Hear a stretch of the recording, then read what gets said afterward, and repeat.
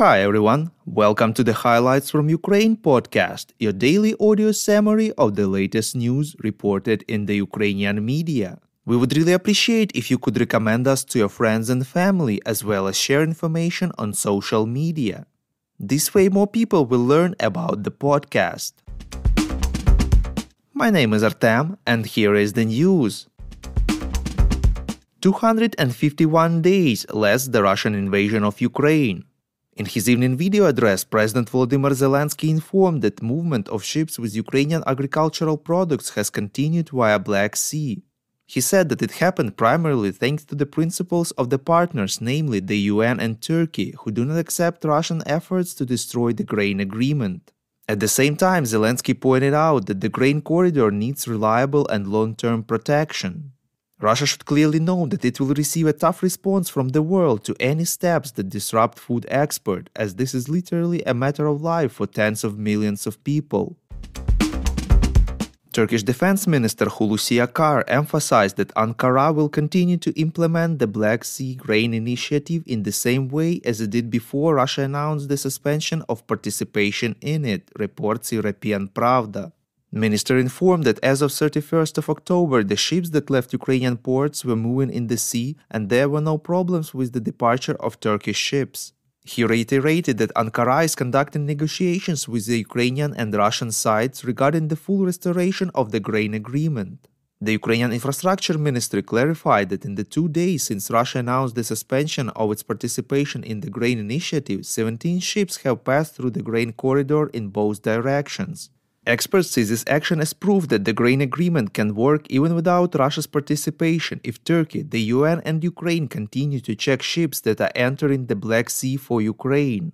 They believe that the Russian attack on such a vessel with UN certification would be serious escalation on the part of Russia in its relations not only with the UN and Turkey but also with poor countries in Africa and Asia.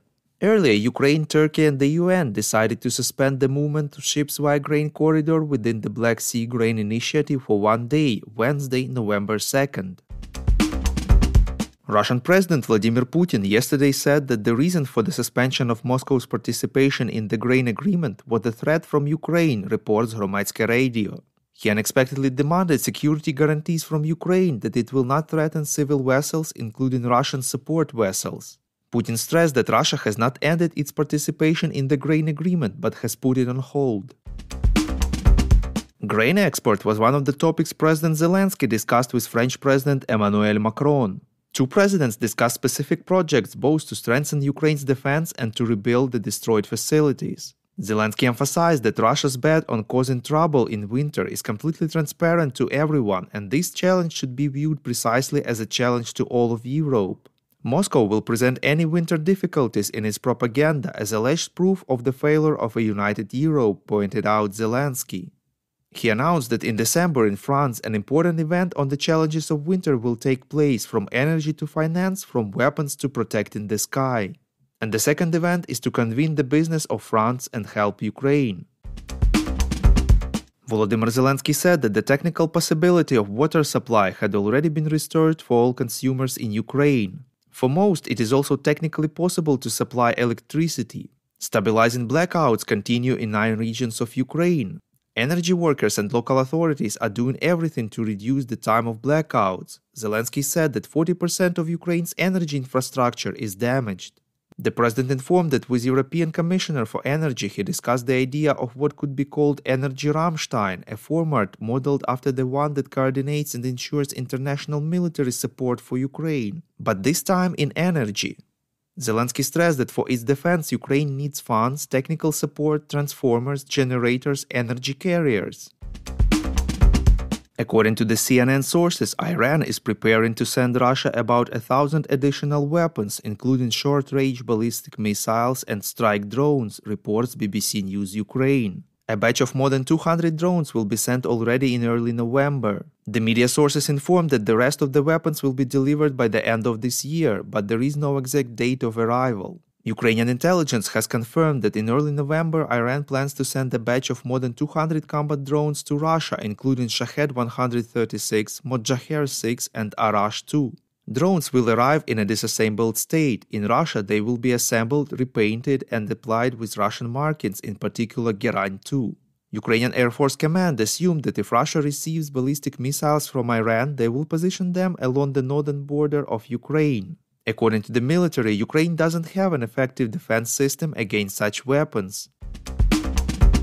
According to the assessment of Forbes Ukraine, the total cost of missiles and drones Russia used against Ukraine on October 31st is about $760 million. President Zelensky said that with money used on this attack alone, Russia could have paid pensions to 2.3 million ordinary Russians. The General Staff informed that the enemy conducts offensive actions in the Bakhmut, Avdiivka, and Novopavlivka directions, reports Unian. Over the past 24 hours, Ukrainian forces repelled enemy attacks in 12 areas of Lugansk and Donetsk regions. The Russian invaders launched 7 missiles and 47 airstrikes, as well as more than 90 attacks from multiple rocket launchers.